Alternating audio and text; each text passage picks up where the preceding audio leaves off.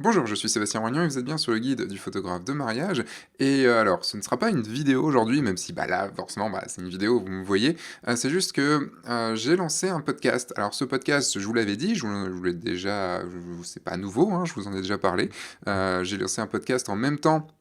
Juste après ou juste avant, je ne sais plus, enfin dans quelques jours avant, quelques jours après du premier épisode qu'il y a eu sur de la première vidéo de cette chaîne. Et le truc, c'est que je sais que comme le podcast, on n'est pas très habitué à écouter des podcasts. Moi-même, j'étais pas forcément très habitué avant. La première fois que j'ai vraiment écouté du podcast, bien comme il faut, c'était en mars ou avril dernier. Et donc je sais que c'est pas forcément évident, savoir comment les écouter, savoir tout ça. Et donc là, j'avais envie déjà de vous en diffuser un ici sur YouTube. Vous allez pouvoir me dire aussi plus tard si vous aimez que je les diffuse sur YouTube, si vous aimez les écouter sur YouTube aussi. Parce que forcément YouTube c'est plus de la vidéo, c'est pas forcément fait pour écouter de l'audio, mais pourquoi pas, je peux aussi les diffuser ici. Si par exemple vous ne voulez pas aller les écouter sur un truc de podcast à côté. Mais je voulais en fait vous dire un petit peu ce qu'est un podcast si vous ne connaissez pas et comment les écouter avant de vous lancer vraiment dans ce podcast-ci. Dans ce podcast-ci, c'est pas évident à dire des fois. Alors, qu'est-ce qu'un podcast? Eh ben, tout simplement, c'est de l'audio.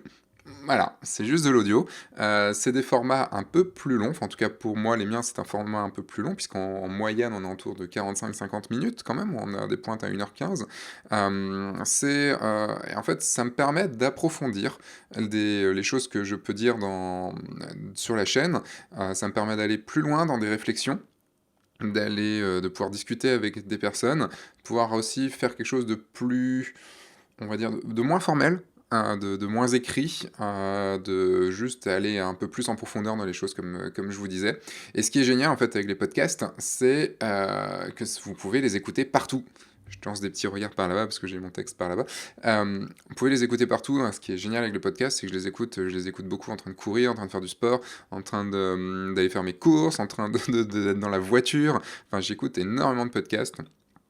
Et c'est super agréable, en plus c'est avec les écouteurs, hein, c'est juste génial, enfin c'est juste dans les oreilles comme ça, on peut faire tout plein d'autres choses en même temps, retoucher aussi en même temps, hein, donc il y a plein de choses qu'on peut faire avec les podcasts. Euh, je voulais vous montrer un petit peu aussi avant comment l'écouter, comment écouter le podcast, et après je vais vous dire un petit peu ce qu'il va y avoir dans tous les podcasts qui vont arriver. Alors, comment l'écouter? C'est assez simple. Ça sera en fonction du téléphone que vous avez. Après, on pourra parler aussi des ordinateurs. Mais si vous avez par exemple un iPhone, vous avez juste à aller sur l'appli podcast. Ça a changé un petit peu avant, c'était sur iTunes. Mais maintenant, il y a de l'appli podcast.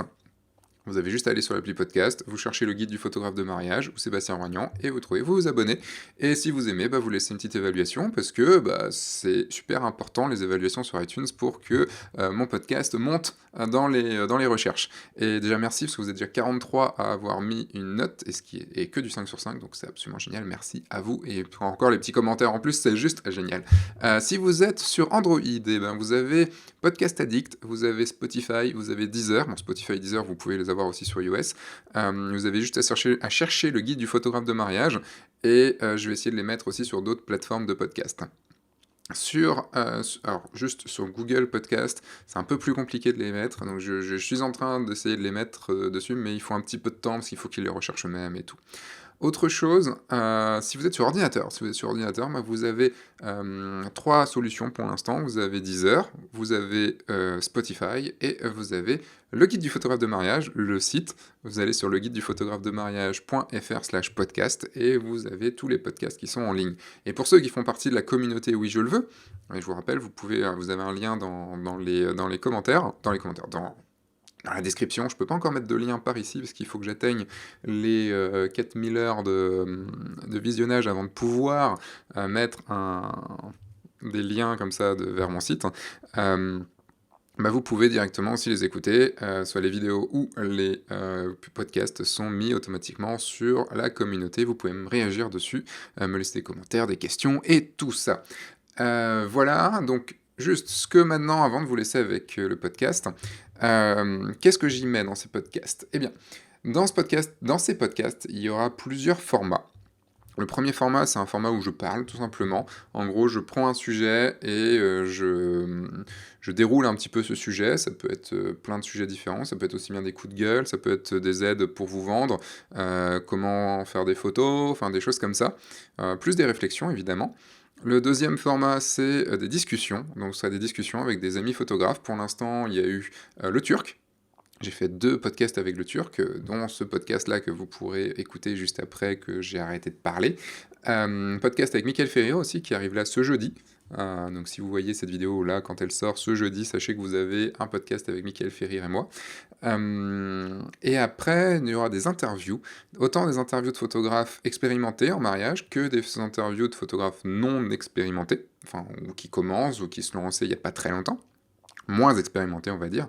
Par exemple, en expérimenté, alors il y en a un que j'ai enregistré avec Chloé Lapessoni, et il y en a 2 autres qui vont arriver très vite, enfin très vite, qui vont être enregistrés très vite, avec Alison Bounce et William Lamblay, que j'aurai le plaisir, parce que on en parle depuis longtemps, et j'aurai vraiment le plaisir de faire un grand podcast avec lui, et de lui poser plein de questions. À côté de ça, dans les photographes moins expérimentés, là par exemple, il y en a un qui a été fait avec Émilie Garcin, alors vous connaissez pas forcément Émilie Garcin, moi je la connais bien, parce qu'elle fait partie de mes workshops depuis pas mal d'années, et on parle par exemple de la timidité, parce que quelqu'un de très timide, et comment elle a vaincu un petit peu cette timidité pour pouvoir performer dans la photo de mariage, puisqu'elle elle marche plutôt bien.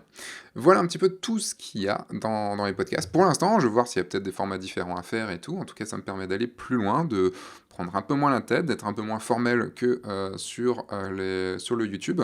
Les 2 formats ont des choses très différentes à dire, et des façons et je vais les employer de façon très différente, donc les 2 sont très complémentaires, donc je vous invite vraiment à aller les écouter. Et là, je vais vous laisser maintenant avec le podcast intitulé Fine Art Moody. Est-ce que les modes en photo de mariage sont le mal? Voilà, j'aime bien faire aussi des titres un petit peu provoques. Aller plus loin que les 10 premières minutes. Ne résumez pas mes dires à 3 secondes et un titre. Si ça vous intéresse que je mette les podcasts sur YouTube, dites-le moi dans les commentaires. Je pense que j'en mettrai quelques-uns au fur et à mesure pour voir si ça fonctionne, et ça me permettra d'atteindre peut-être les 4000 heures de vues un peu plus rapidement. Je vous laisse avec le podcast. Attention, l'image va se figer sur la couverture du podcast, et maintenant il n'y aura plus que du son. Mais par contre, je vous montre un petit peu comment je les enregistre. J'ai ça, qui est un filtre anti-pop, et en fait c'est fait donc avec des Lego et des bas, et en fait je le place juste comme ça devant, et puis comme ça je peux parler, et on a une voix qui est vraiment vraiment pas mal, surtout qu'elle passe après dans un système qui permet d'avoir une voix vraiment radio. Attention, c'est parti. Attention, dans ce podcast, je vais parler d'un sujet que je voulais aborder depuis assez longtemps. Je vais parler de fine art, je vais parler de Moody, oui, vous l'avez compris, je vais parler de mode en photo de mariage. Et comme c'est un sujet qui peut être un petit peu... sur lequel je peux m'emballer un petit peu vite, je ne serai pas tout seul sur ce podcast.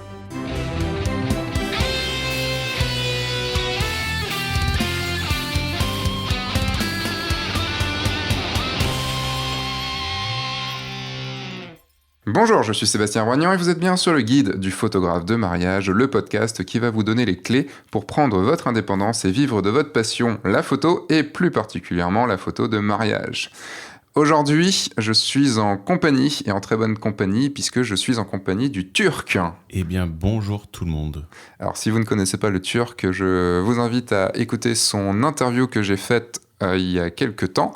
Et surtout, c'est un grand artiste, un grand photographe qui fait des photos de mise en scène, surtout, pas du tout de mariage. Non, j'en ai fait, mais pour des copains. Je ne sais pas si ça compte. Ça compte, on a tous commencé comme ça, tu sais. Donc fais gaffe, tu seras bientôt un futur photographe de mariage. Donc, en fait, le Turc est un ami et on a beaucoup de grandes discussions. Et je me suis dit que ces discussions, ça aurait été cool de vous les partager, puisque souvent ça va assez loin. Et comme on a des avis, des fois qui se raccordent et des fois qui se discordent, on va cette fois-ci parler des modes en photo de mariage. Seb, tu vas plutôt nous parler de ce que c'est la mode je vais te poser des questions en tout cas en fonction de ta culture, la grande culture artistique que tu as. Grande, je sais pas, mais je vais essayer de mettre en lien ce sujet-là avec ce qui s'est déjà passé dans l'histoire de l'art, enfin de ce que je connais de l'histoire de l'art, quoi. Et ce que je te propose au début, c'est que ce que je te propose déjà au début, c'est que toi, tu puisses déjà prendre ton téléphone comme vous, là, qui écoutez ce podcast, pour laisser une évaluation sur iTunes ou sur votre lecteur de podcast favori, qui accepte de laisser une évaluation 5 étoiles, pour faire en sorte que ce podcast devienne à la mode, devienne viral, et que beaucoup de gens puissent l'écouter. Et voilà, en tout cas, c'est très très utile dans le monde du podcast, plus comparé au monde de la vidéo. Rendez-nous à la mode, s'il vous plaît. Oui, rendez-nous à la mode. En même temps, vu ce que je vais dire moi dans ce que je veux dire dans ce podcast, on va commencer. Ce que je te propose, c'est de commencer surtout par que je te fasse un point sur la mode, un peu moi ce que je vois dans la photo de mariage. Je veux bien parce que je sais pas du tout ce qui se fait et je savais même pas, moi, quand tu m'as dit qu'il existait des modes dans le photo de mariage, ça m'a même étonné. Enfin, je trouvais ça marrant. Quand on a regardé tout à l'heure sur l'ordi à quoi ça ressemblait, je découvre un monde, quoi. Tu sais, la photo de mariage, c'est un monde. C'est un sacré monde. Ouais. En fait, je trouve que la photo de mariage est très, très influencée par la mode. Et ça m'a valu beaucoup de coups de gueule. Enfin, j'ai fait beaucoup de coups de gueule par rapport à ça. Pour te dire, après, je connais pas forcément trop tout ça parce que je m'y intéresse pas vraiment non plus énormément parce que c'est vrai que, je vais pas arriver sur la conclusion de ce podcast que moi je veux donner. Peut-être qu'il y aura une autre conclusion après notre discussion.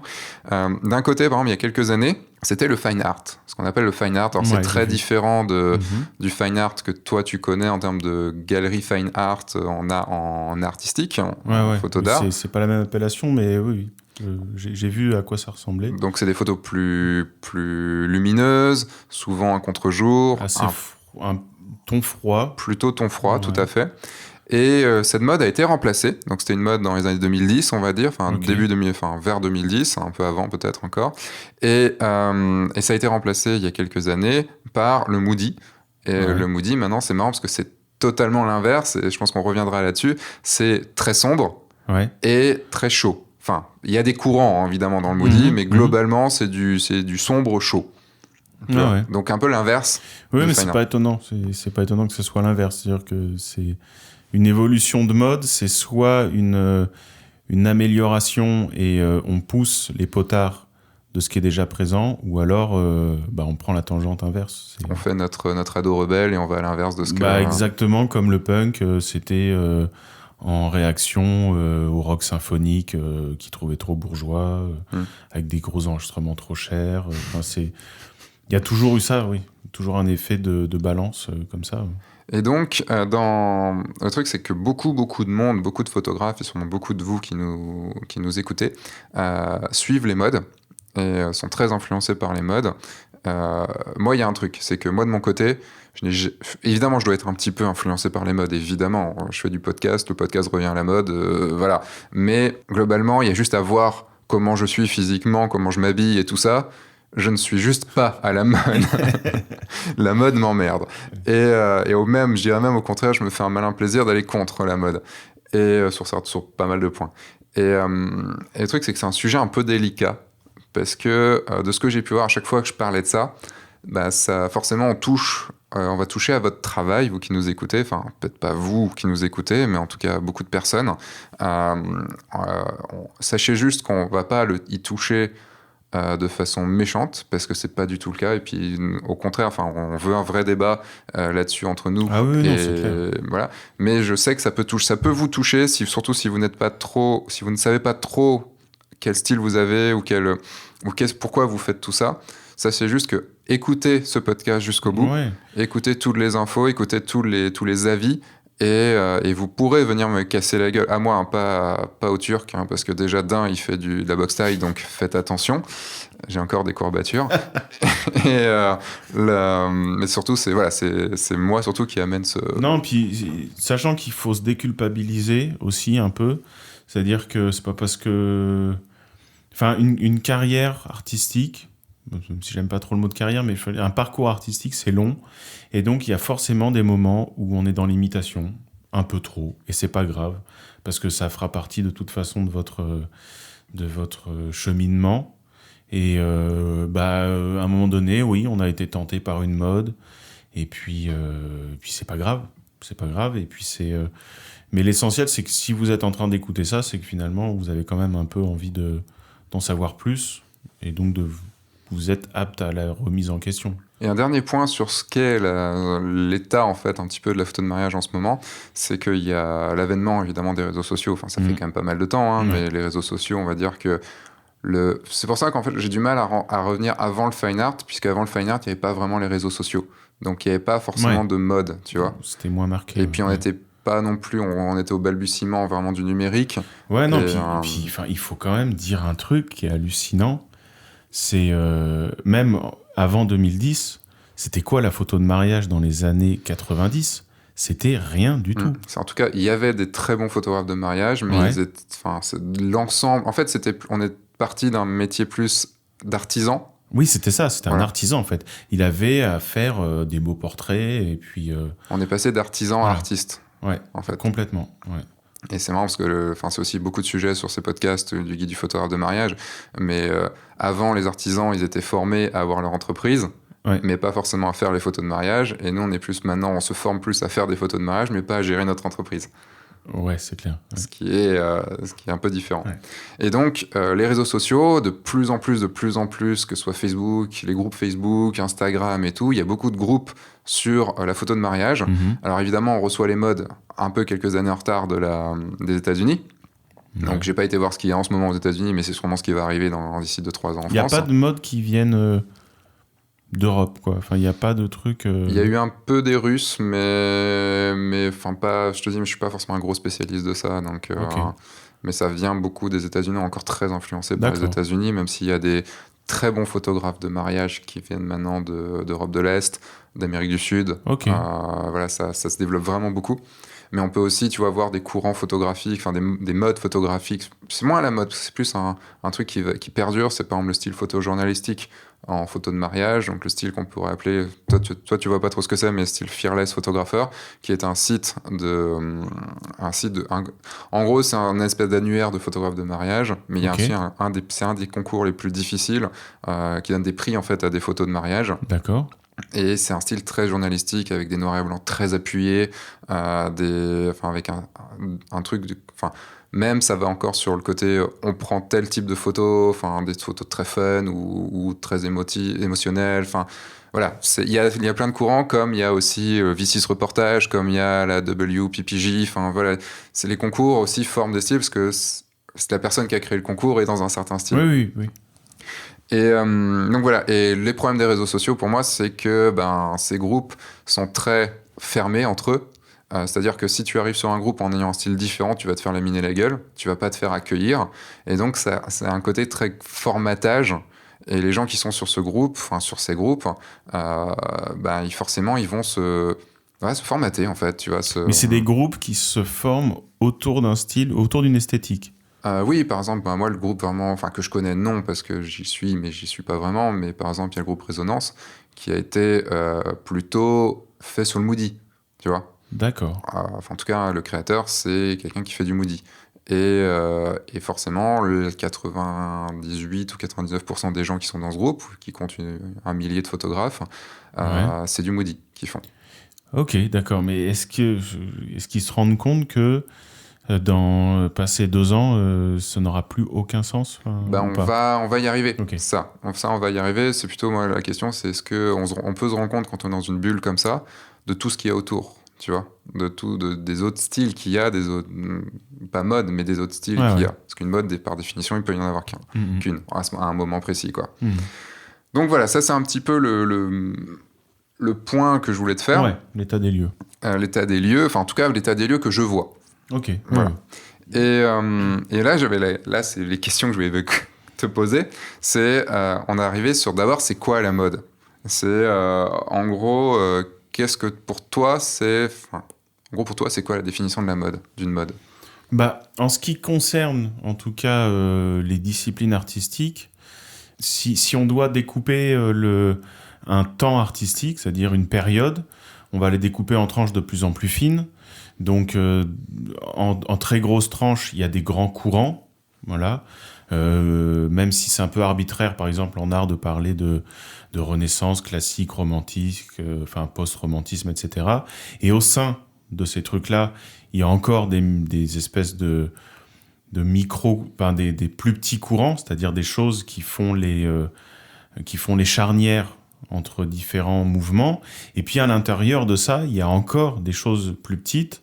Et je pense que la mode, c'est le dénominateur le plus petit dans ce qu'on peut trouver dans l'histoire de l'art. C'est-à-dire, c'est le truc le plus éphémère, c'est la charnière la plus petite, quoi, l'articulation la plus petite. Donc, c'est quelque chose qui, à un moment donné, pour des raisons parfois qui s'expliquent, parfois difficilement explicables, qui sont des habitudes esthétiques, des tics, des espèces de récurrence, on va dire, visuelle, quand ça concerne l'image, qui vont à un moment donné parler à un nombre limité de gens, suffisamment influents pour passer un seuil critique, qui va ensuite se répandre sur les autres. Et par emballement mimétique, parce que on ne peut pas parler de mode, à mon avis, si on ne parle pas de désir. Dans le sens où la mode, c'est quelque chose que les gens suivent par imitation, parce que moi, je te vois porter ça, ou je te vois adopter tel comportement.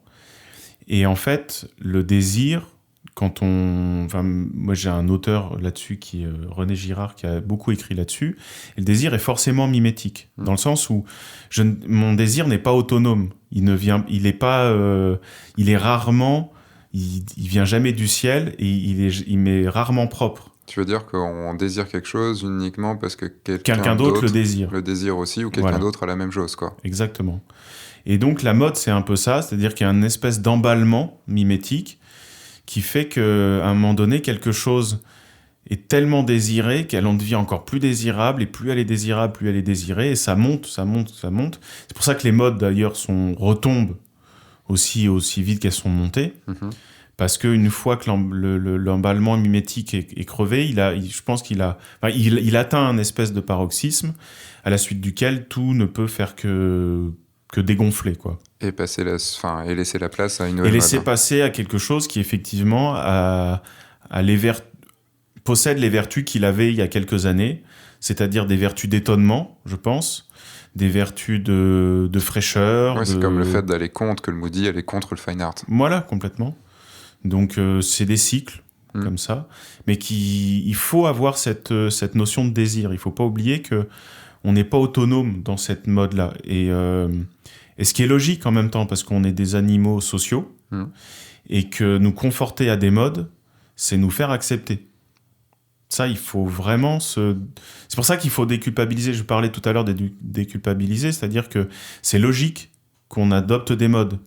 Et puis même moi qui veux être un petit peu en dehors de la mode, je suis dans une mode qui est d'être en dehors de la mode. Voilà, mais même si tu l'es pas... Tu parlais tout à l'heure de tes vêtements, tu les certes pas là-dessus, mais par exemple, tu fais des podcasts, comme tu disais. Voilà. Donc, ça veut dire que t'as quand même perçu dans le monde qu'il y avait eu un petit changement en ce moment, c'était le retour de l'audio, et tu t'es dit, tiens, c'est cool, ça.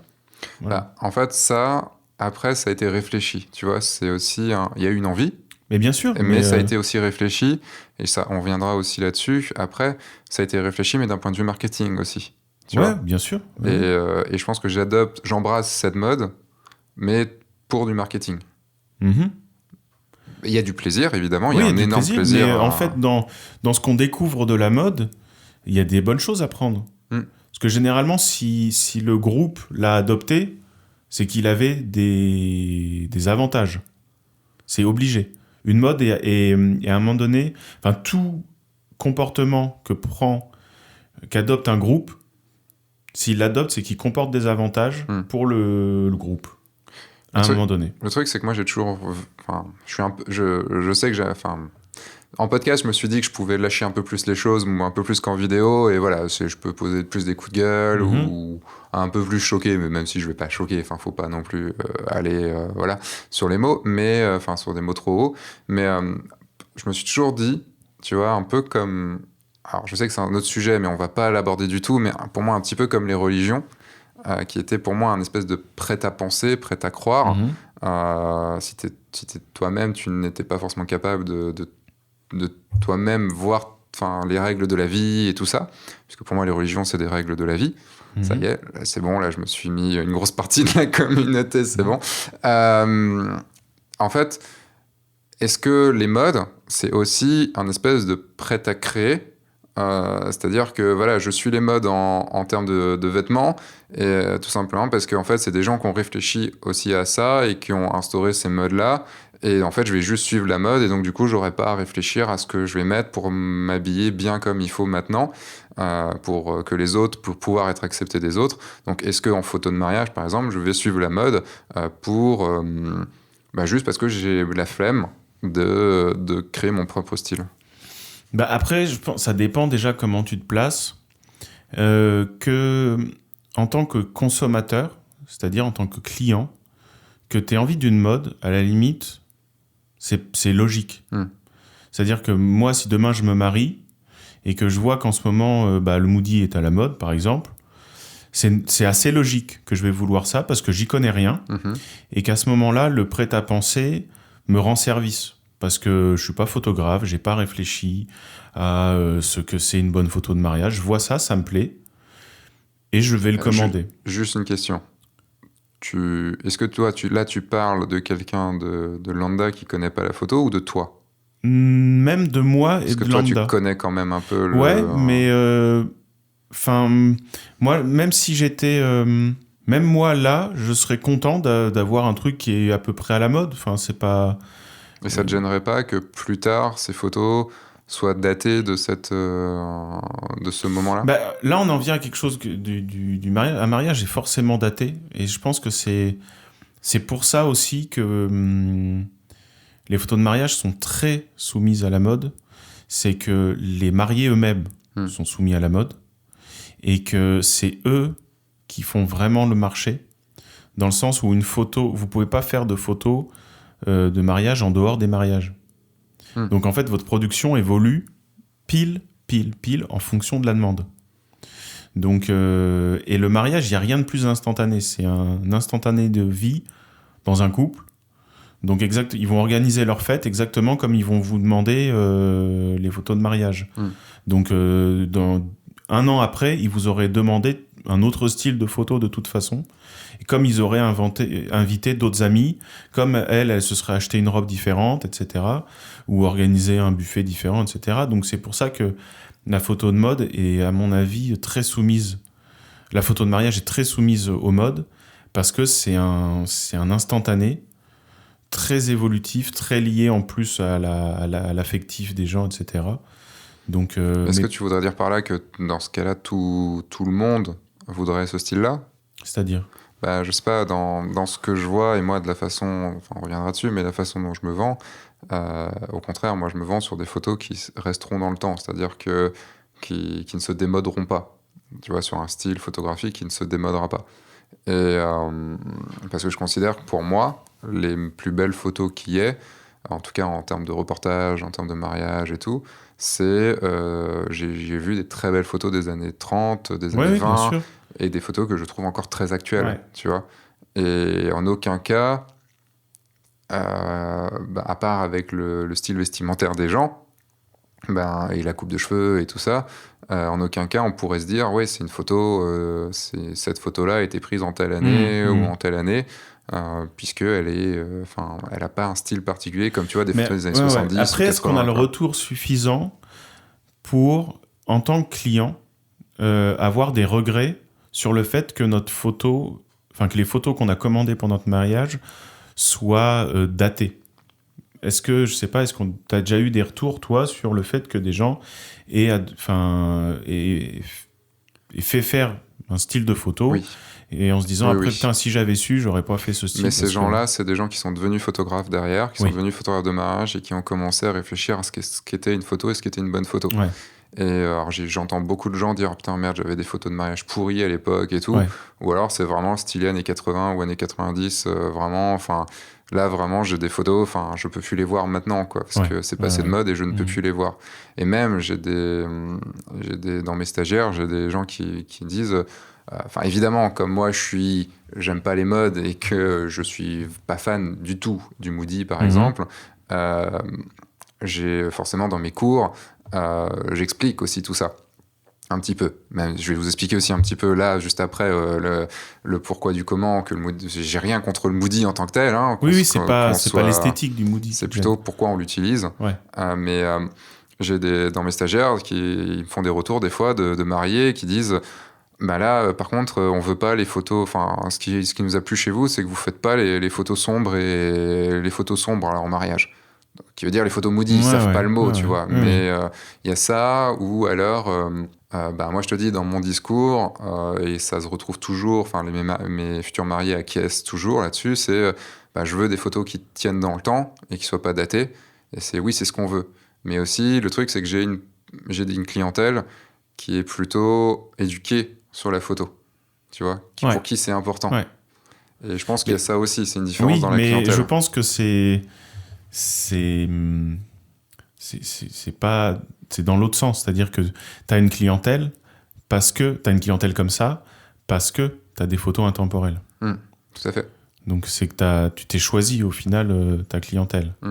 On va revenir sur le côté marketing et toutes les choses, hein, mais juste avant, on a prévu aussi d'enregistrer un podcast sur le style photographique.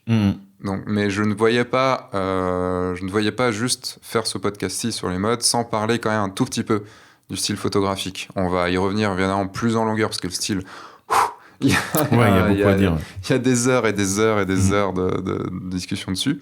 Mais est-ce que tu peux... En fait, j'entends beaucoup, et c'est des choses qui m'énervent, mais ça m'énerve profondément. Hein. C'est, surtout pour le style Moody, c'est... non, mais de toute façon, en fait, j'ai entendu des choses qui m'ont profondément énervé. Mais je sais pas pourquoi ça m'énerve tant que ça. Faudrait que j'aille voir. Je demande à ma psy pourquoi c'est des choses qui m'énervent vraiment comme ça. Exprime-toi. Mais j'aimerais bien savoir. C'est le truc, quoi. C'est vraiment le truc. Si tu peux me psychanalyser là-dessus, je veux bien. Mais j'entendais parmi des gens que je connais, parmi des photographes que je connais, dire quand le Moody est arrivé de façon un peu plus forte, ils ont dit. Putain, j'aime vraiment bien ce truc, je vais prendre toutes mes anciennes photos qui sont sur mon site et je vais changer le traitement photo, traitement de post-traitement dessus, et comme ça, je vais les mettre au style Moody et voilà. Alors ça, c'est incroyable. Mais j'arrive pas, je comprends pas, étonnant, quoi. Ouais. Bah, surtout des images qu'on a déjà faites. À la limite que tu te dises, bon, je vais un peu infléchir ma création vers ça, désormais, à partir de là, ouais. Que tu reviennes sur des anciennes images, à la limite que tu reviennes sur des anciennes images pour faire le test chez toi, tu vois, en privé, tu te dis tiens, je suis curieux de voir ce que ça donnerait un nouveau post-traitement. Ouais. Après que tu te dises je vais refaire, sinon tu le refais à ce compte-là, tu le refais tous les 3 ans. Mais c'est ça le truc, c'est que pour moi les gens qui font ça sont des personnes qui n'ont pas de style. Mais bon, ça, c'est l'anti-création, c'est-à-dire qu'en fait. Logiquement, tu as créé quelque chose, tu l'as offert au public. Et le truc, c'est qu'on est tellement maintenant passé...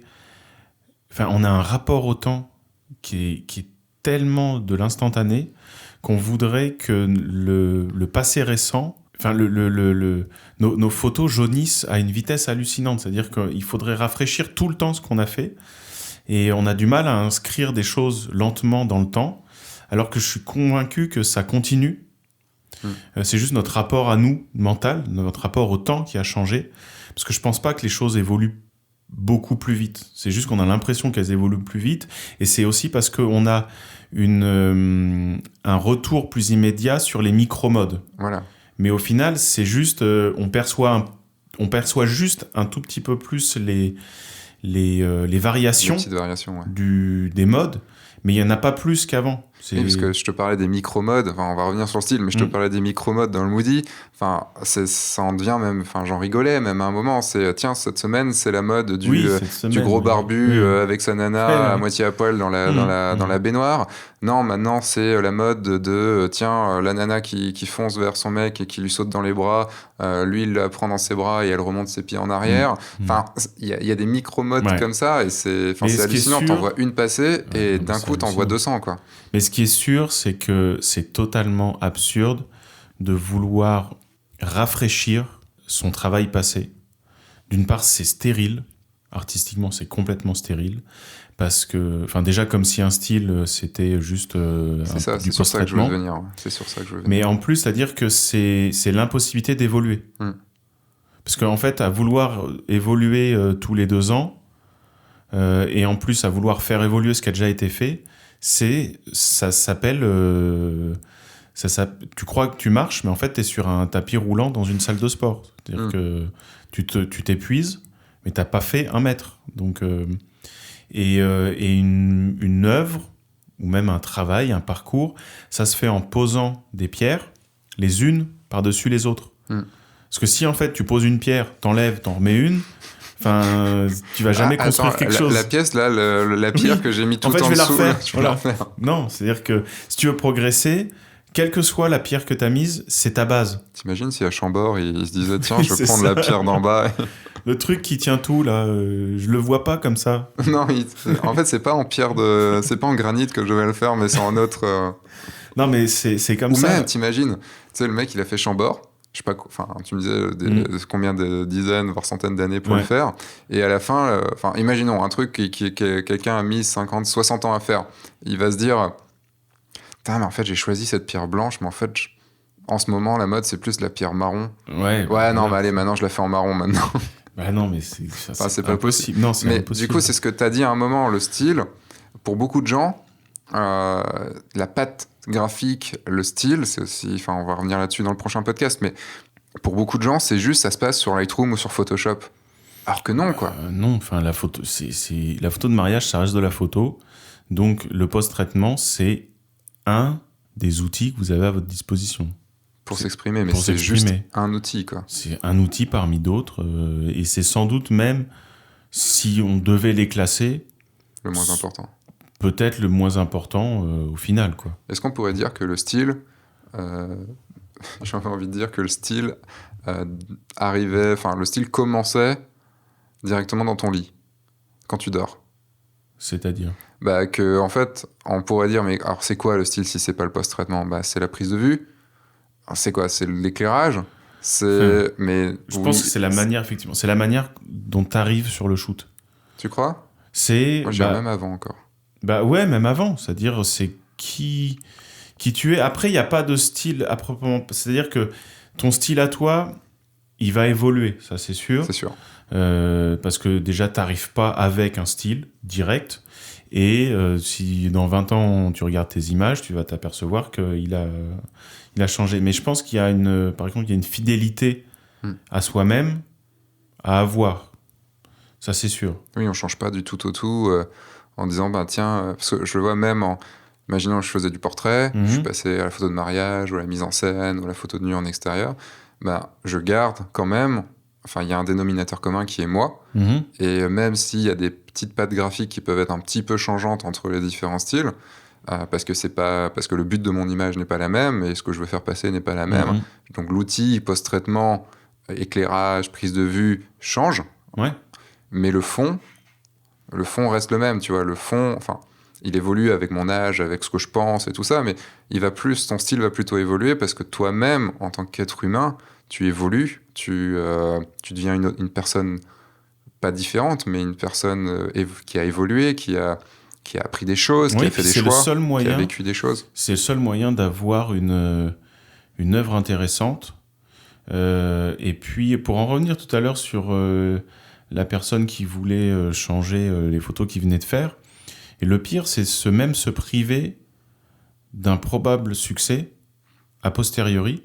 C'est-à-dire que quelqu'un qui aura suivi contre vents et marées sa vision des choses, à un moment donné, si ça se trouve, le style qu'il avait trouvé, la manière qu'il avait de faire les photos avant, qui était plus authentique que toutes les modes qu'il aura pu adopter par la suite, bah ça se trouve un jour ça va devenir une espèce de grande mode.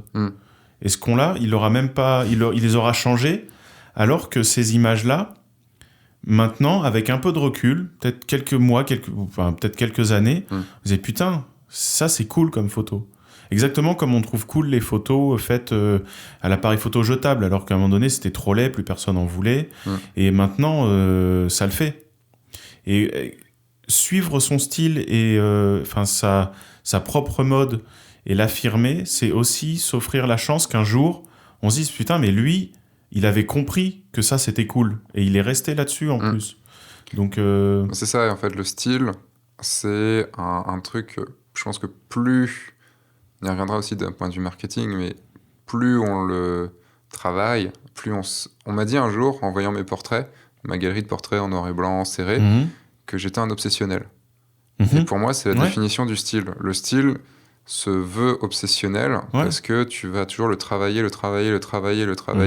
jusqu'à devenir le meilleur du monde. Bah, en fait, dans ce style-là, quoi. C'est le principe c'est le principe de la mode, c'est-à-dire que, par exemple, tout à l'heure, quand tu m'as montré les photos de Moody, moi, j'ai rien contre d'un mec qui se dit représentant du Moody, parce qu'en fait, si le Moody, c'est avoir des noirs creusés et puis des photos un peu chaudes, bon, ça te laisse quand même une large... ça te laisse une marge. Ça te laisse une marge de création, tu vois. Donc, à la limite, ouais, ok, fais du Moody, mais sois le putain de maître dans le Moody. C'est-à-dire que ce soit Moody ou pas, on s'en fout, mais fais des putains de belles images Parce que, en fait, il y a deux moyens de dépasser la mode. C'est soit d'être à côté et de faire autre chose, ou soit c'est d'être tellement bon dans ce que tu fais que tu as poussé tous les potards des paramètres de ta mode à fond, ce qui fait qu'au final, tu es au-delà de la mode. C'est-à-dire qu'effectivement, tu es un représentant du Moody, mais en fait, t'es pas que ça. Exactement comme Mozart. Mozart, c'était quelqu'un qui était à fond dans le style de son époque, il a jamais rien inventé. C'est pas quelqu'un qui a bouleversé l'histoire de la musique, c'est juste quelqu'un qui a tellement été le représentant ultime de cet art, comme Bach avec le contrepoint, qu'en fait c'est devenu une espèce de... une figure de son milieu, mais il l'a fait tellement avec brio, c'est tellement génial que il est plus qu'une mode. Donc à la limite, effectivement, si c'est juste effectivement avoir quelques petits tics esthétiques, bon, bah ça, prends-les. Mais oublie pas que c'est pas ça qui fera de ton œuvre quelque chose de pertinent. Oui, puis le Moody, au final, c'est pas que du sombre et du chaud, en fait. C'est un point de vue, c'est normalement à la base un état d'esprit. Tu vas shooter un certain type de photo avec un certain éclairage, avec un but. En fait, le truc, c'est que si, pour en revenir juste sur le post-traitement, c'est que si au final, vous pensez que je m'en fous, je fais ma photo et après, j'appliquerai un preset Moody que j'ai acheté chez un tel ou chez un tel, alors ça peut fonctionner parce que en fait, le Moody aussi fonctionne beaucoup en preset parce que, pour en avoir essayé quelques-uns, ça marche avec beaucoup de photos parce que ça agit sur des choses, ça casse un peu les noirs, ça casse un peu les... Voilà, c'est un peu ça. De toute façon, ça prend pas beaucoup de risques, t'es sûr d'améliorer ton image. C'est ça. Ça joue sur des points qui sont de toute façon, en cassant un peu les noirs et en cassant un peu les blancs, on est sûr de pas trop les accentuer, donc de faire une photo complètement noire ou autre. Et puis après, on fait un petit filtre un peu plus de balance des blancs, et puis voilà, quoi. Même en tant que style, et aussi, si on a bien défini notre style, on va aussi aller vers un certain type de client. On en parlait de ça tout à l'heure. Bah, moi, je vais vers un certain type de client, et un certain type de client vient vers moi parce que j'ai ce style-là et que je l'affirme. Par exemple, c'est con, mais... Dans F1.4, une des grosses phrases qui a été très reprise envers moi, c'est la désaturation partielle, c'est le mal. Et à la base, c'était vraiment un truc humoristique. C'était, même si je pense que c'est pas bien du tout la désaturation partielle, le fait de le dire comme ça, c'était vraiment un axe humoristique. Et c'est comme quand j'ai dit sur un live ou deux, le Moody c'est le mal, c'est juste humoristique en fait, parce que derrière il y a des explications. Mais non, mais en plus c'est même pas ça que t'as dit.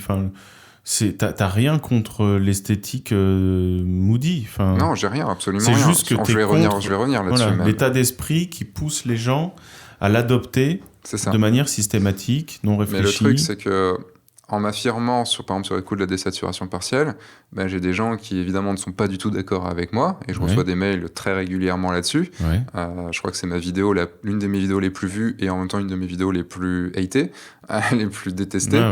De l'autre côté, tous ceux qui sont d'accord avec moi, bah, sont à fond maintenant avec moi. Et en fait, c'est quelque chose de clivant. Et en fait, ton style, le style, pour moi, il doit être clivant. Parce que si tu veux vendre, il faut pas juste être aimé un peu, il faut être aimé vraiment beaucoup. Pour que quelqu'un vienne te lâcher plusieurs milliers d'euros pour t'embaucher. Tu peux pas être l'eau tiède. C'est pas possible. Tu peux pas Enfin, en tout cas, si jamais tu veux monter en gamme et en prix, c'est comme... regardez les voitures de luxe. Elles ont toutes un putain de style. Oui, c'est vrai. Et alors que, tu vois, tout à l'heure, on était sur le parking et on regarde les Clio et les machins. Elles se ressemblent toutes. Il y avait 4 voitures de 4 marques différentes. On regardait le cul des 4 voitures et elles se ressemblaient toutes. Parce que c'était des voitures du Prolo basique. Voilà. Et c'est normal. On les veut standard. C'est l'eau tiède. C'est ça. Mais dès l'instant où tu commences à rentrer en gamme de prix, on n'a pas intérêt à te vendre une Porsche qui ressemble à une Clio ou même à te vendre une Porsche qui ressemble à une Maserati. Oui, bien sûr. Oui, parce que tu veux une Porsche, absolument. C'est comme les Porsche qui ont des couleurs Ferrari. Et voilà. Pourquoi? Voilà. Donc, non, mais c'est... En tout cas, ce qui est sûr, c'est que plus vous serez intense dans votre... et dense dans votre discours artistique et dans votre manière de le défendre, et plus les gens iront vous chercher en disant « Ouais, mais attends, mais moi, c'est lui que je veux. Parce que c'est un incorruptible. » C'est ça. Et donc, je vais me payer quelque chose qui est du luxe, parce que ce mec-là a gagné en valeur année après année, parce qu'il a tenu son domaine, quoi, d'une main de fer. Donc ça vaut cher, ça. Donc en gros, on peut dire aussi que si on est à la mode, on risque pas ça va être difficile pour nous d'avoir des prix assez hauts. Je vois pas comment un mec qui suit toutes les modes pourrait déjà faire évoluer ses gammes tarifaires. Ses prix. Et je vois pas d'ailleurs même comment il pourrait, au bout d'un moment, continuer à bosser si jamais quelqu'un jette un œil sur son book. Les clients vont être perdus. Tu te dis, mais attends, mais tu fais quoi comme photo, en fait? Oui, pourquoi t'as tout changé? Bah oui, et puis c'est-à-dire que c'est quoi la différence? Pourquoi je te paierais toi cher alors que tu fais ce que fait tout le monde? C'est ça, exactement. À la limite, je vais te payer le même prix que les autres. On va en passer maintenant aux 3 types, pour moi, de personnes qui sont à la mode, qui suivent les modes. Là, je vais pouvoir expliquer en quoi, pour moi, quand je dis de façon humoristique, le moody, c'est le mal. Je n'ai rien contre le moody, je trouve même qu'il y a quelques belles photos au moody. Si j'en voyais pas autant, sûrement que je pourrais aimer quelques-unes, voire un peu plus. Mais bon, c'est le fait surtout d'en voir beaucoup qui me gêne beaucoup. Et en fait, pour moi, il y a 3 types de personnes qui sont à la mode. Il y a les personnes, on va parler du moody, il y a les personnes qui sont vraiment moody. Donc, c'est-à-dire que quand le moody arrêtera d'être à la mode, ils continueront. Ouais. C'est ce que tu as dit tout à l'heure avec des gens qui vont pousser les potards super loin. Ouais. C'est des gens qui continueront à faire ce style-là, qui l'enrichiront. C'est ça? Oui. Enrichiront. Oui. Ça fait bizarre, l'enrichiront. Ouais. qui le pousseront à bout, comme Bach dont tu as parlé tout à l'heure. Le deuxième type de personnes, c'est ceux qui ont une bonne stratégie marketing, enfin qui l'ont étudié en stratégie marketing. Ouais. C'est ce que je te disais tout à l'heure sur le coup des podcasts. Alors oui, j'aime ça, le podcast. Enfin, c'est vraiment cool de pouvoir, par exemple, là, discuter avec toi et de tout ça et pouvoir aussi partager ce discours cet échange avec d'autres personnes, parce que moi, il y a des choses dans lesquelles tu dis que je suis pas d'accord, et c'est pareil sûrement pour toi. Et donc, ça nous permet juste d'évoluer, d'évoluer sur le sujet. Et donc là, pourquoi c'est une stratégie marketing de faire du moody en ce moment? C'est que c'est à la mode, et comme tu as dit tout à l'heure, beaucoup de gens qui se marient ne sont pas forcément très intéressés par la photo, dans le sens je vais comprendre ce qu'est une bonne photo et tout ça et tout. Ils regardent ce qu'ils font sur les blogs de mariage, sur les trucs comme ça, ou Et ça leur fera méga plaisir d'avoir sur des Pinterest photos à et tout, et ils vont aller vers du Moody. Ouais. Et donc d'un point de vue stratégie marketing, d'un point de vue marketing, c'est très bon d'être à la mode puisqu'on va pouvoir ramener des clients. Ouais. Et si vous le faites, si vous n'êtes pas Moody, et que vous changerez de style photographique quand la mode changera, mais juste parce que c'est une stratégie marketing, je n'ai aucun problème avec ça puisque c'est assumé, tu vois. Ouais, c'est assumé. Et en même temps, ça peut même être la preuve que si jamais vous êtes capable d'emprunter au Moody les quelques petits tics esthétiques qui font ressembler une photo au Moody sans dénaturer, vous, votre style, ça veut dire que vous êtes quand même un très bon créateur. Parce qu'un très bon créateur, c'est quelqu'un qui arrive à avoir une densité et quelque chose, une honnêteté dans son travail, et qui en plus a suffisamment de virtuosité, comme un pianiste qui joue très bien, qui à un moment donné se dire tiens, la marche turque, je vais la faire en version jazz. C'est-à-dire que, et juste parce que je vais rajouter 2-3 petites intonations qui vont faire que ça va ressembler à du jazz. Donc, ouais, pour ceux qui sont capables de le faire, il faut être virtuose dans le sens où ça veut dire j'ai juste pris du Moody ce qui m'intéressait et je vais le coller un petit peu à ce que je fais d'habitude. Après, je différencierais du coup dans cette catégorie-là deux types de personnes, les créateurs et les non-créateurs. Parce que pour moi, il y a aussi des gens qui sont dans la photo de mariage de façon totalement alimentaire et qui se disent bon bah là je vais aller dans le style Moody. Voilà, je fais des photos correctes, je m'en fous d'avoir un vrai style. Je veux juste gagner du pognon et je vais aller faire du Moody parce que c'est le truc. Voilà. Je suis conscient. C'est ça. Mais évidemment, oui, comme tu dis, il y a aussi des créateurs qui peuvent aller un petit peu. On en parlait aussi avant le podcast. Le côté, il faut aussi savoir analyser ce qu'il y a autour de soi, parce que si ton style photographique de mariage, par exemple, n'est pas du tout vendable, genre, par exemple, moi, ce que j'aime, c'est faire des photos, je sais pas, de mariage tout nu, que en mode il neige. Bah, des mariages tout nus sous la neige, il doit y en avoir quelques-uns, mais sûrement très, très, très, très peu. Donc, d'un point de vue marketing, d'un point de vue commercial, c'est juste stupide, tu vois.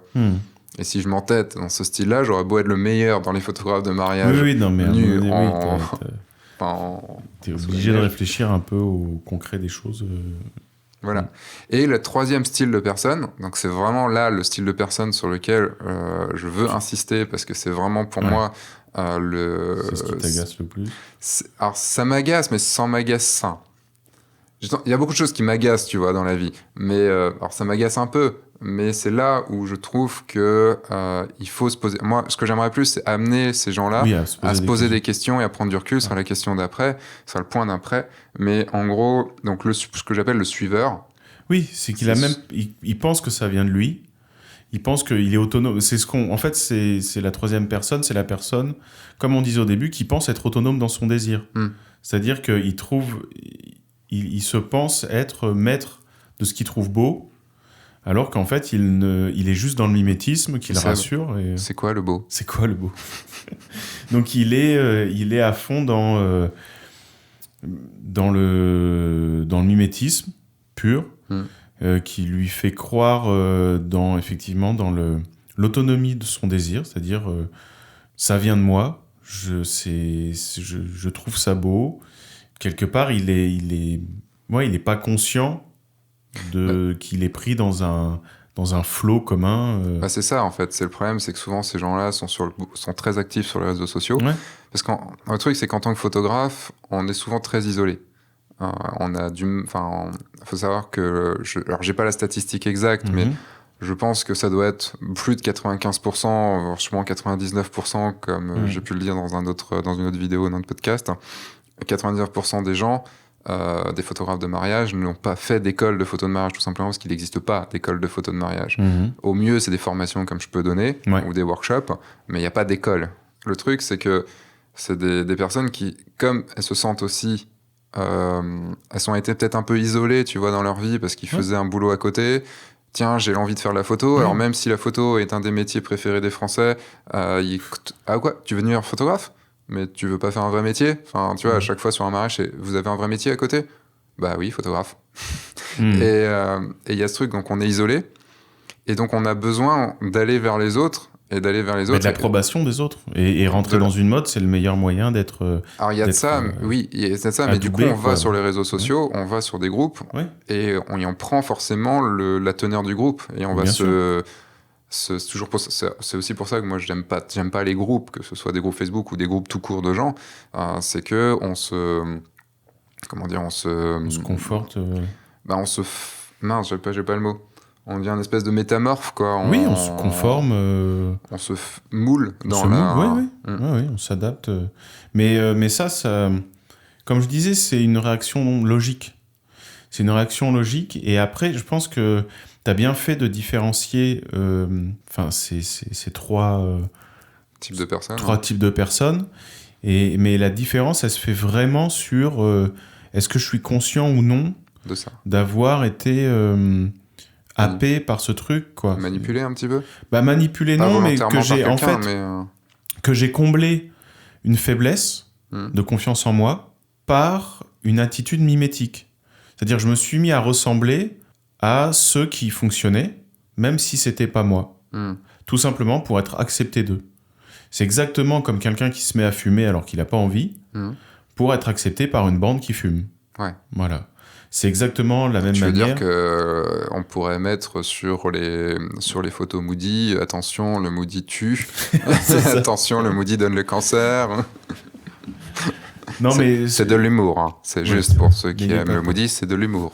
Non, mais voilà, c'est exactement la même manière que si tu t'habilles d'une certaine manière, parce que ta bande, elle s'habille comme ça, et voilà. Et donc, pour ceux qui sont plutôt suiveurs comme ça, pour moi, c'est des gens qui manquent de prise de recul à ce moment-là, ou qui n'ont pas encore réfléchi à ça. Évidemment, il y a aucune volonté d'être meilleur que l'autre ou tout ça. C'est juste, on est à différents stades. Il y a des gens qui ont du mal à prendre du recul. Moi, je sais que c'est quelque chose dans ma vie, j'ai tout le temps voulu prendre du recul. Sachant qu'artistiquement, ça leur ferait du bien. Sans parler de l'aspect psychologique, se rendre compte qu'on a voulu combler une faille narcissique en ressemblant aux autres, etc. Ne serait-ce que se rendre compte qu'on est dans un style, et en fait, ça permet de se dire, tiens, je vais jouer avec les clichés de ce truc-là, pour les utiliser, et puis un petit peu taper à côté, ou alors les enrichir, un truc comme ça. Donc, ne serait-ce que d'avoir la curiosité artistique, de se dire, mais attends, c'est quoi le Moody ? Enfin, se positionner vraiment comme un analyste d'images, quoi, et regarder les photos qui passent dans ton groupe. Si jamais tu es dans un groupe, tu regardes les images, tu fais, mais c'est quoi qui différencie, ou c'est quoi les marqueurs qui relient tous notre groupe. Et comme ça, en plus, ça peut t'apprendre à lire une image, savoir comment elles sont fabriquées, qu'est-ce qui les différencie et qu'est-ce qui les relie, et t'amuser avec ça. Donc déjà, c'est avoir du recul artistiquement, c'est bon, parce que ça veut dire que t'as pris conscience de comment une image était faite, quoi. Mais du coup, comment, pour quelqu'un qui n'a jamais vraiment pris de recul, comment on prend ce recul ? Comment on peut commencer à prendre ce recul ? Je pense, comme on disait tout à l'heure, que tu peux pas prendre du recul sans faire un état des lieux du terrain. C'est-à-dire que tu prends du recul en comparant et en cartographiant ton milieu. Donc il faut dresser... par exemple, tout le milieu de la photo de mariage ? Déjà, tout le milieu...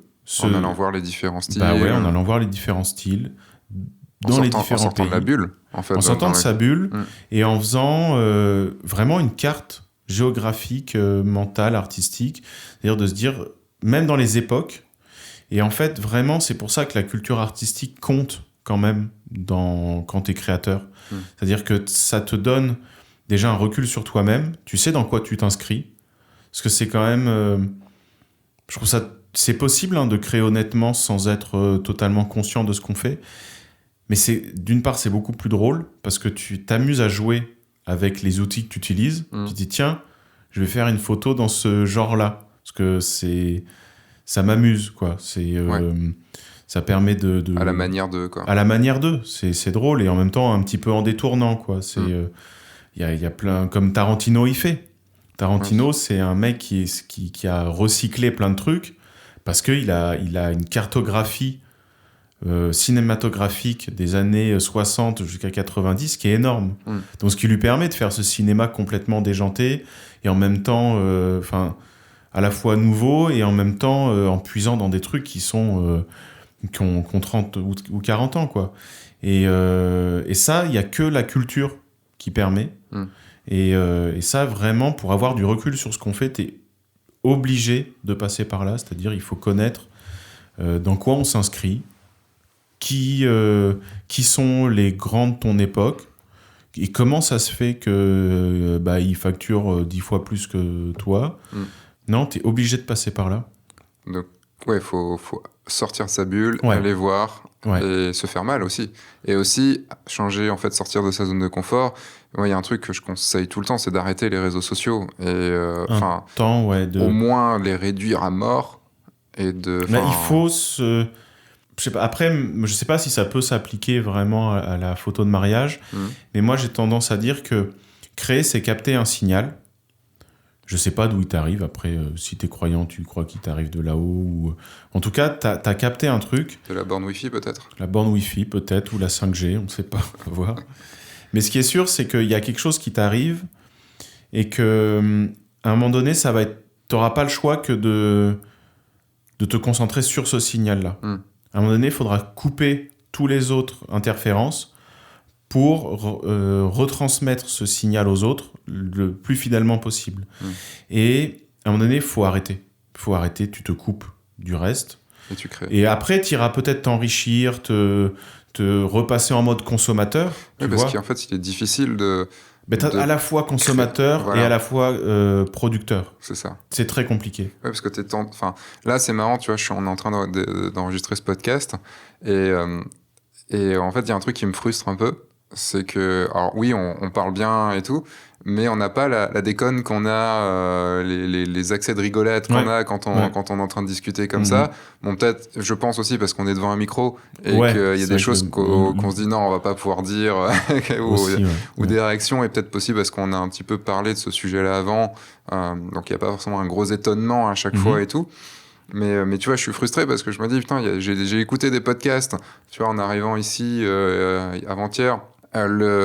J'écoutais par exemple 2 heures de perdu, où c'est un podcast sur le cinéma, où ils sont tous en train de rigoler et tout. Je me dis, putain, j'aimerais bien avoir, tu vois, un podcast. Je me disais, si j'invite des potes avec qui je rigole très, très souvent, ça va rigoler dans ce podcast.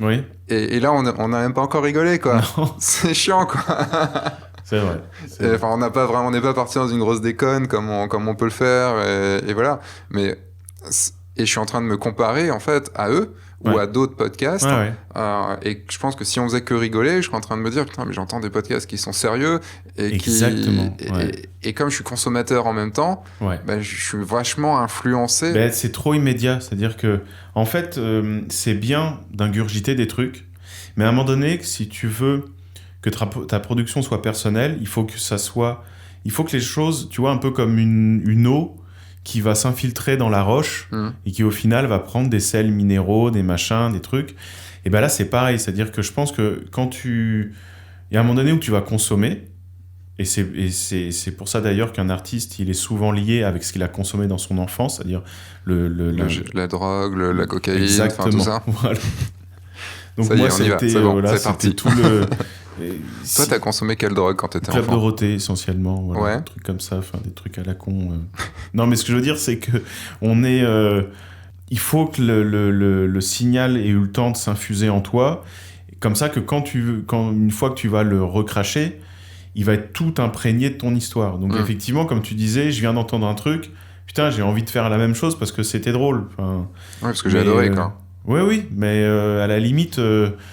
c'est pas grave, ça se trouve en plus, d'une part, les gens vont sentir la passion qu'on a dans ce débat-là, et puis eux, c'est ça qu'ils vont vouloir.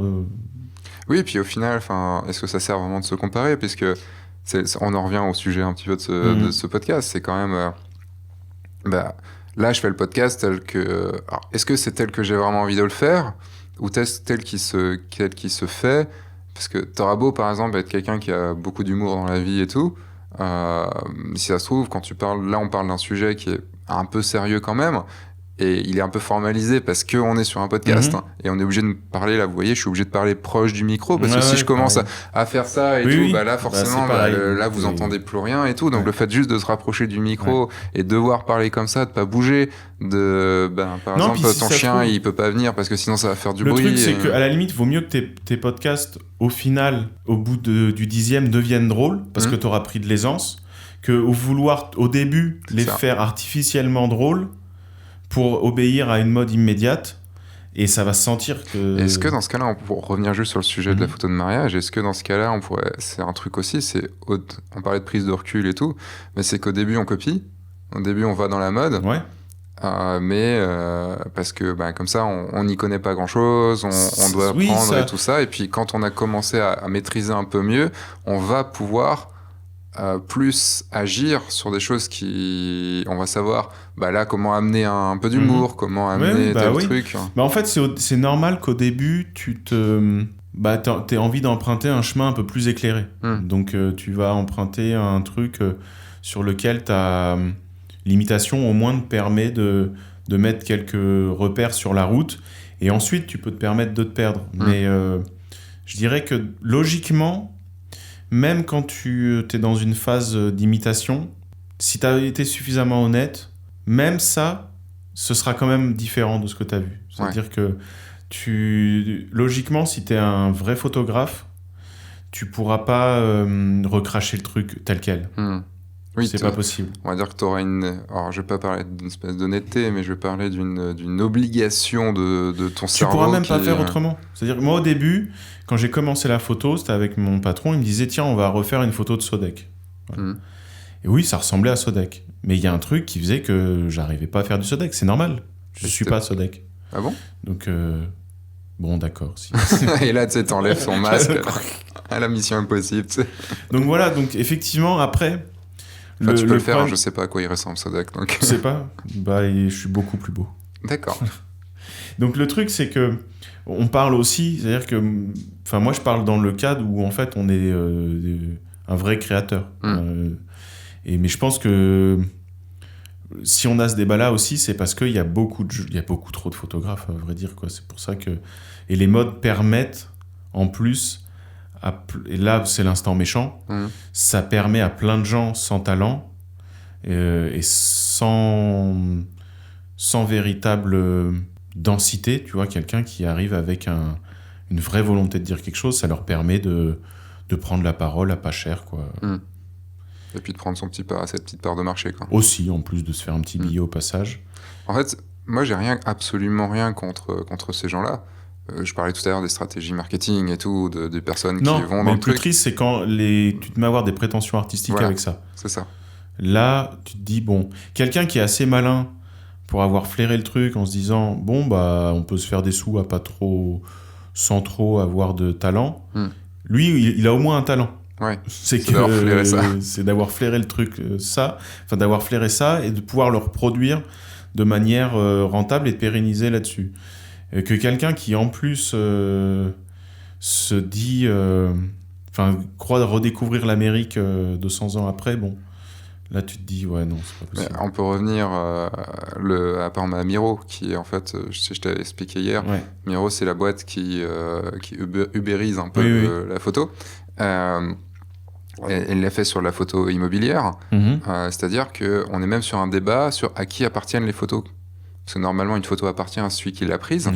Mais comme si tu veux être un photographe pour eux, faire des missions qui te demandent, c'est que tu as un cahier des charges ultra complet à remplir, et donc ils considèrent que les photos ne t'appartiennent pas puisque tu suis un cahier des charges uniquement. Tu n'es qu'un faiseur, tu vois. Tu n'es qu'un faiseur, mais alors après, je sais pas en droit français comment ça va se traduire. Je sais pas, je pense ils ont tellement de pognon qu'ils ont dû se caler à mort là-dessus, quoi. Mais tu vois, ça en fait, est-ce que du coup, quelqu'un qui se lance par exemple, dans la photo de mariage, en plus ils arrivent dans la photo de mariage, donc est-ce qu'ils vont laisser la création ou est-ce qu'ils vont essayer de faire des photographes en disant voilà, tu dois faire telle photo, t'es obligé d'avoir 3 photos des alliances, 2 photos de la robe, enfin tu vois, des je choses pense comme que ça. Si jamais t'es un Uber de la photo, t'as plutôt intérêt à être à coller au mode, quoi. Voilà, mais dans ce cas-là, on sera vraiment dans ce que tu dis, c'est-à-dire dans un côté technique. Vu qu'avant, on était plus dans de la photo de mariage technique, puisque le côté artisanal, côté artisan, et maintenant on est passé sur un côté artistique du fait qu'il y a beaucoup de monde qui sont venus dans la photo de mariage.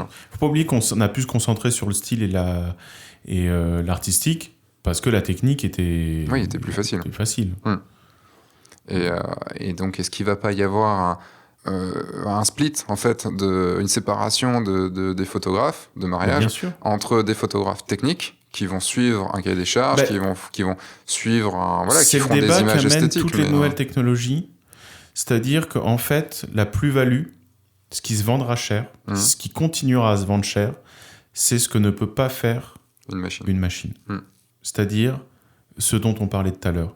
La fidélité absurde, improbable, féroce, tenace, têtue de quelqu'un qui tient à son honnêteté et à son intégrité. Parce qu'il n'y a rien de plus corruptible qu'une machine. Tu as juste à changer son programme. C'est vrai. Tu veux dire qu'ils auraient pu corrompre le Terminator pour en faire un Terminator gentil et le ramener dans le passé pour sauver John Connor? J'en peux plus.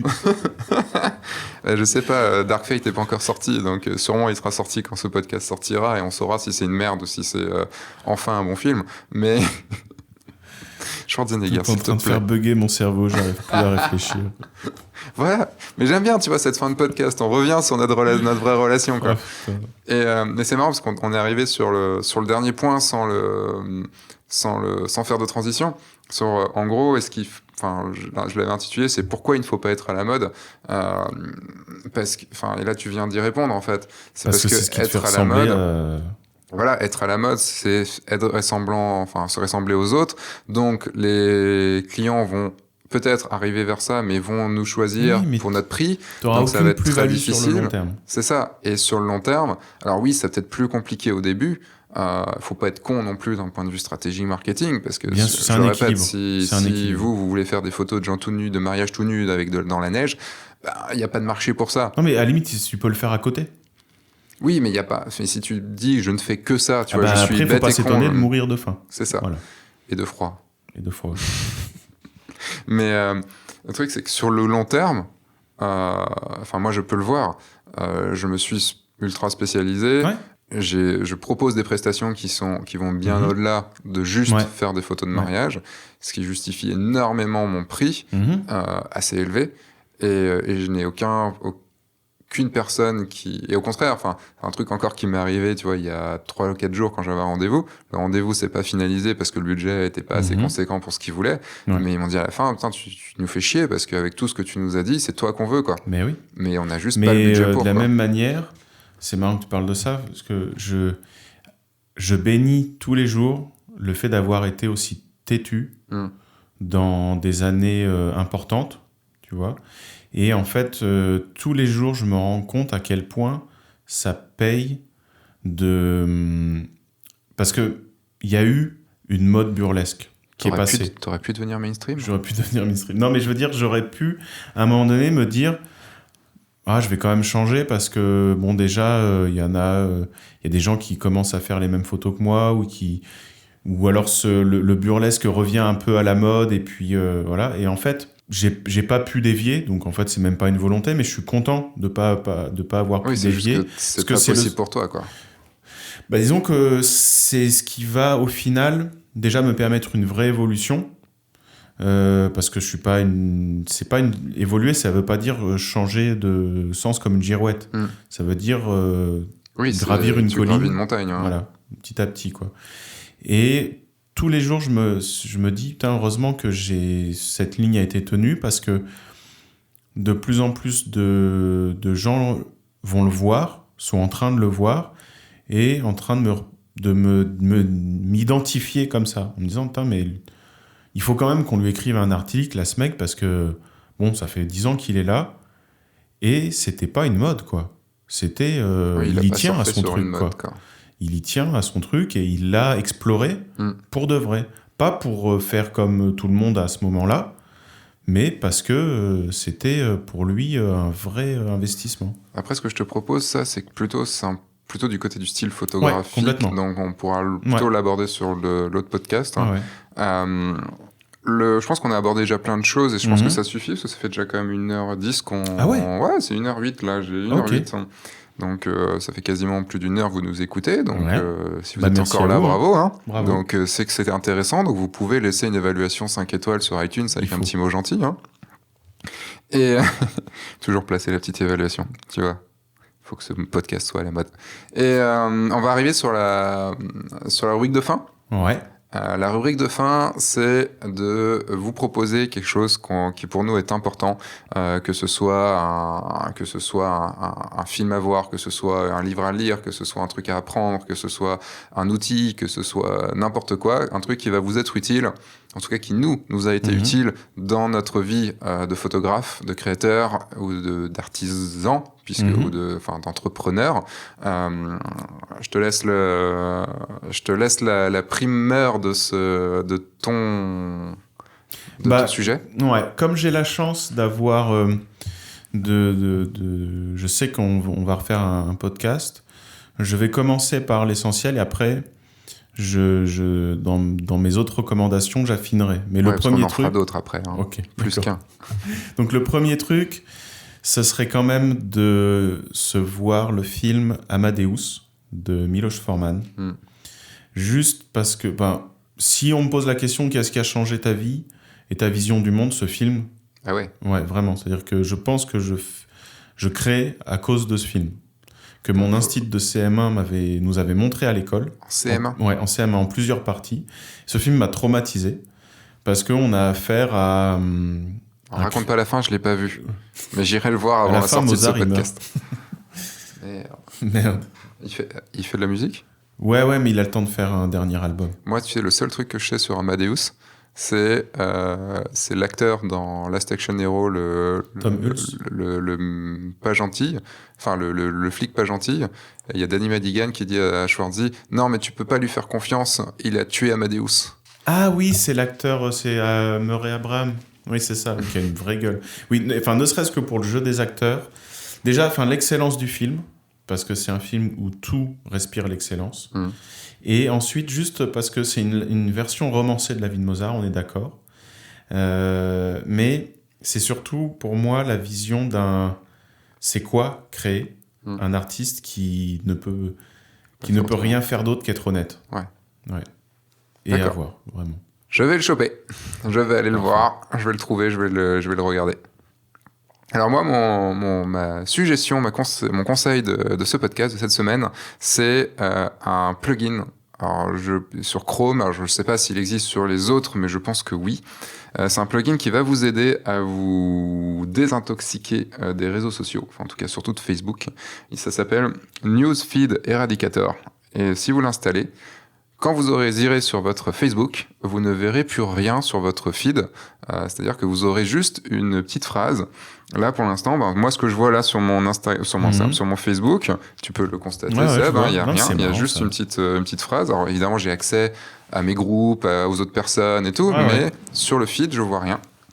Et là, par exemple, j'ai juste une citation de Muriel Sibert, qui dit « You create opportunities by performing, not complaining ». En gros, vous créez des opportunités en faisant et pas en vous plaignant.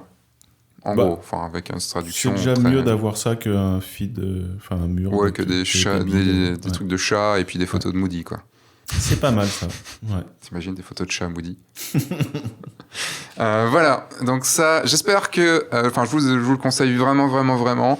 Un autre petit conseil là-dessus, c'est que faites-le pas tous, parce que sinon tous les réseaux sociaux vont collapser, vont s'effondrer sur eux-mêmes. Mais moi, par exemple, je cachais tout le monde. C'est-à-dire que parce qu'en fait, ça marche pas, par exemple, sur l'appli Facebook sur mon portable. D'accord. Donc en fait, à chaque fois que je vois quelqu'un sur Facebook avec qui je suis ami, je le cache. Okay. C'est-à-dire que je le mets en sourdine, que ce soit sur Instagram en sourdine, ou je me désabonne. En fait, ça m'enlève pas la personne, mais je le vois plus. Tu le suis plus, il apparaît plus dans ton fil d'actualité. Ouais. Alors, la seule personne que j'ai gardée en suivi, c'est Jessica, parce que sinon elle allait me taper. Tu m'étonnes. T'as pas vu que j'avais sorti une nouvelle photo ? Si. En fait, moi, j'ai déjà fait le tri. Je suis un peu... Étrangement, je suis plus doux que toi. C'est-à-dire que dès que je vois quelqu'un qui a publié un truc vraiment débile, je me dis, bon... je te vire pas des amis, mais je veux plus voir tout ce que t'écris. C'est D'accord. vraiment trop con. Alors que moi, si je vois quelqu'un qui a mis un truc débile, alors que j'ai du mal à le voir puisque je vois rien, je supprime. Ok. En fait, souvent... Si c'est vraiment trop con, oui, je l'enlève. En fait, souvent, je regarde les anniversaires des gens. Là, c'est vraiment, je vous dis ça, mais c'est des choses que je jamais je le dirai, quoi. Je regarde les anniversaires des gens, et c'est un très mauvais cadeau d'anniversaire, c'est-à-dire que je dis, ah tiens, cette personne, je la connais ou je la connais pas? Ah non, bah, cette personne, je la connais pas. Je vais voir le feed, je regarde si je la connais, je regarde les amis en commun, je fais, non, bah, cette personne, je regarde si j'ai discuté avec cette personne, et en fait, j'épure ma liste d'amis, parce que j'en ai plus de 4000 maintenant, enfin d'amis sur Facebook, hein, donc des contacts, et il y a un moment, j'acceptais tout le monde. Et là, et en fait, le jour d'anniversaire, je le unfriend, on n'est plus amis, joyeux anniversaire, on n'est plus amis. C'est très, très méchant. C'est vraiment très très méchant, je suis désolé. Mais là, les gens, ils vont regarder leur anniversaire si je les ai inscrits ou pas. Donc voilà, c'est tout pour aujourd'hui. C'est le podcast le plus long que j'ai enregistré pour l'instant. J'espère qu'il vous aura plu. N'oubliez pas d'aller laisser une petite évaluation sur iTunes ou autre. N'oubliez pas aussi que si vous allez sur le guide du photographe de mariage.fr, vous avez une petite zone pour pouvoir vous inscrire à la communauté Oui, je le veux. C'est une communauté que j'ai créée uniquement pour tous ceux qui ont envie d'apprendre la photo de mariage, de devenir photographe de mariage ou de se perfectionner dans la photo de mariage. Et donc, vous voyez les podcasts, vous voyez les vidéos sur YouTube, vous voyez aussi des lives spéciaux pour vous, c'est-à-dire que non accessibles aux autres personnes, puis un contact privilégié avec moi, un forum, des autres choses et tout. Donc, je vous conseille vraiment, vraiment d'y aller. Et puis, moi, je vous dis à la semaine prochaine, puisque pour l'instant, le podcast est hebdomadaire, ce qui est quand même un sacré truc. T'imagines, plus d'une heure de podcast toutes les semaines, ça fait quand même beaucoup. Ouais, c'est du taf, ouais. Et on va d'ailleurs enregistrer le suivant. Ouais, avec plaisir. Merci Seb. Merci à toi, merci à tout le monde. Donc merci le Turc, je t'appelle Seb parce que on est deux Sébastien. Mais tu t'appelles, ton nom de scène c'est le Turc et on peut te retrouver sur leturcphotographie.com si je dis pas de bêtises. Non, leturc.com. Leturc.com. Ah oui, le Turc Photographie c'est sur Instagram. Insta et Facebook. D'accord. Et leturc.com, TURK. Voilà, parce que tu es fort comme un Turc, mais Exactement. K. Et tu es un K aussi. Et merci en tout cas, ça m'a fait très très plaisir de te parler là-dessus. Ouais, c'est top. Et puis j'espère que ça vous aura plu. Et puis voilà, je vous dis à jeudi prochain pour un nouveau podcast. Entre-temps, sortez, faites des photos et surtout, amusez-vous. Au revoir.